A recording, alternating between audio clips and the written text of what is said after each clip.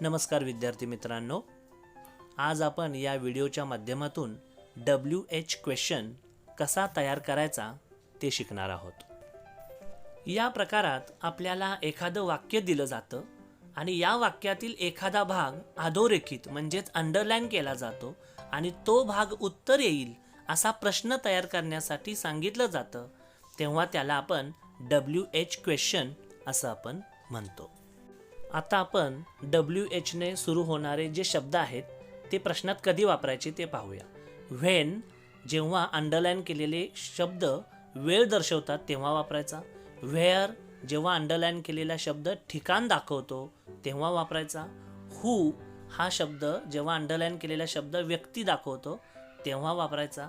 त्यानंतर व्हाय हा शब्द अंडरलाइन केलेलं वाक्य जर एखादं कारण दाखवत असेल तेव्हा वापरायचा। व्हॉट हा शब्द अंडरलाइन केलेला एखादा शब्द वस्तूविषयी माहिती दर्शवत असेल तेव्हा आपल्याला व्हॉट वापरायचं आहे। हाऊ ओल्ड आपण कधी वापरायचं आहे? जेव्हा वय विचारलं जात असेल तेव्हा। अंडरलाइन केलेला शब्द एखादा कालावधी दर्शवत असेल तर हाऊ लॉंग या शब्दाचा वापर आपल्याला करायचा आहे। आता आपण WH क्वेश्चन कसा तयार करायचा ते प्रत्यक्ष पाहू। पहिलं वाक्य बघा, Sachin is the best batsman. या वाक्यामध्ये सचिन या शब्दाला अंडरलाइन केलेली आहे पहा। सचिन हा कर्ता आहे आणि एक व्यक्ती आहे, म्हणून जेव्हा व्यक्तीला अंडरलाइन केलेलं असेल तेव्हा आपण हू वापरायचं आहे। हू इज द बेस्ट बॅट्समन म्हणजे पुढचं वाक्य आहे तसं लिहायचं आणि शेवटी प्रश्नचिन्ह द्यायचा म्हणजे प्रश्न होईल who is the best batsman. हा झाला WH क्वेश्चन। दुसरं वाक्य पहा, Om is playing on the ground. Om ग्राउंडवर खेळत आहे। ऑन द ग्राउंड या शब्दाला बघा अंडरलाइन केलेलं आहे म्हणजे ते उत्तर आलं पाहिजे असा प्रश्न तयार करायचा। ऑन द ग्राउंड हे ठिकाण दर्शवतं म्हणून आपण वेअर वापरूया, नंतर सहाय्यकारी क्रियापद इज वापरूया, नंतर कर्ता ओम वापरूया, नंतर पुढचं व्हर्ब प्लेइंग आणि शेवटी आपण त्याला प्रश्नचिन्ह देऊया म्हणजे प्रश्न कसा तयार होईल, व्हेअर इज ओम प्लेइंग अशा पद्धतीनं। आता आपण पुढचं वाक्य पाहूया, गीता गोज टू स्कूल। या वाक्यात टू स्कूल या शब्दांना अंडरलाइन आहे म्हणजे ते उत्तर पाहिजे असा प्रश्न आपल्याला तयार करायचा आहे। आता टू स्कूल हे ठिकाण दर्शवतं आणि ठिकाण दर्शवण्यासाठी आपण शब्द वापरतो वेअर। आता वेअरच्या पुढे बघा आपण सहाय्यकारी क्रियापद वापरतो पण ते ह्या वाक्यात नाही, म्हणून आपण गोज या शब्दाची फोड बघूया, गो अधिक डज। आता डज हे सहाय्यकारी क्रियापद आहे ते वेअरच्या पुढे घेऊया डज, त्याच्यानंतर कर्ता घेऊया गीता, वेअर डज गीता आणि आता मुख्य व्हर्ब घेऊया। प्रमुख जे क्रियापद आहे ते गो आहे आणि त्याला आपण नंतर प्रश्नचिन्ह देऊया म्हणजे प्रश्न असा होईल वेअर डज गीता गो असा प्रश्न तयार होईल। पुढचं वाक्य पाहूया, Sharad it's a mango. A mango एका वस्तूची माहिती सांगतं म्हणून या प्रश्नाची सुरुवात आपण व्हॉटने करूया। व्हॉट त्याच्यानंतर आपण सहाय्यकारी क्रियापद घेऊया पण ते ह्या वाक्यात नाही, इट्सची फोड करूया इट प्लस डज। डज हे सहाय्यकारी क्रियापद आहे ते व्हॉटच्या पुढे घेऊया व्हॉट डज, त्याच्या पुढे घेऊया कर्ता, कर्ता कोण आहे शरद, व्हॉट डज शरद, त्याच्यानंतर इट हे मुख्य क्रियापद घेऊया आणि त्याच्या पुढे प्रश्नचिन्ह देऊया म्हणजे प्रश्न असा तयार होईल व्हॉट डज शरद इट। आता आपण एकदम सोपे प्रश्न बघूया, it is a pen. Pen हे उत्तर आलं पाहिजे म्हणजे प्रश्न कसा करायचा, व्हॉट इज इट। दुसरा प्रश्न बघा, माय नेम इज रोहन। रोहन उत्तर आलं पाहिजे असा प्रश्न तयार करायचा। व्हॉट इज युअर नेम, अतिशय सोपा आहे। तिसरं बघा, आय एम रीडिंग, मी वाचत आहे।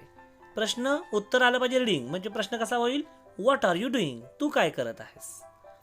चौथा बघा, शी इज कुकिंग, ती स्वयंपाक करत आहे। उत्तर कुकिंग आलं पाहिजे म्हणजे प्रश्न कसा तयार होईल, व्हॉट इज शी डुईंग, ती काय करत आहे। अशा पद्धतीने सोपे प्रश्न आपण तयार करू शकतो। आता पुढचं वाक्य बघा, he runs slowly because he is fat. आता बिकॉज ही इज फॅट या वाक्याला अंडरलाइन आहे म्हणजे हे वाक्य कारण दर्शवतं आणि कारण दर्शवणारा शब्द कोणता आहे, व्हाय। त्याच्यानंतर रन्स हे क्रियापद आलेलं आहे, आपल्याला हवं सहाय्यकारी क्रियापद, आपण रन्सची फोड करूया। रन्स बरोबर रन प्लस डज, ह्याच्यामध्ये डज हे सहाय्यकारी क्रियापद आहे ते इकडे घ्यायचं, वाय डज, त्याच्या पुढे द्यायचा कर्ता ही, त्याच्या पुढे लिहायचं रन मुख्य क्रियापद आणि मग एक्सटेन्शन ते आहे स्लोली आणि मग त्याच्या पुढे प्रश्नचिन्ह द्यायचं.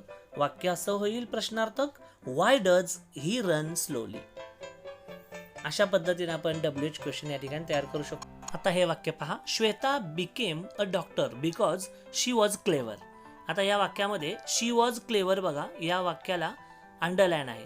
बिकॉज आहे म्हणजे कारण आहे, आपण कारणासाठी व्हाय हा शब्द वापरतो.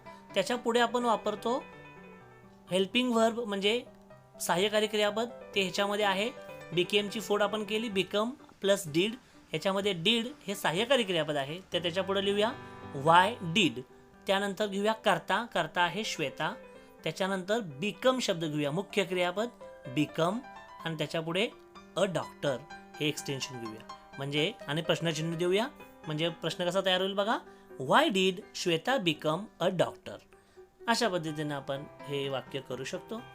पुढे बघा, स्कूल ओपन्स ॲट 11 o'clock. या वाक्यात ॲट 11 o'clock या शब्दाला अंडरलाईन आहे म्हणजे हा शब्द वेळ दर्शवतो आणि जो शब्द वेळ दर्शवतो त्याच्यासाठी आपण प्रश्न तयार करण्यासाठी व्हेन वापरतो.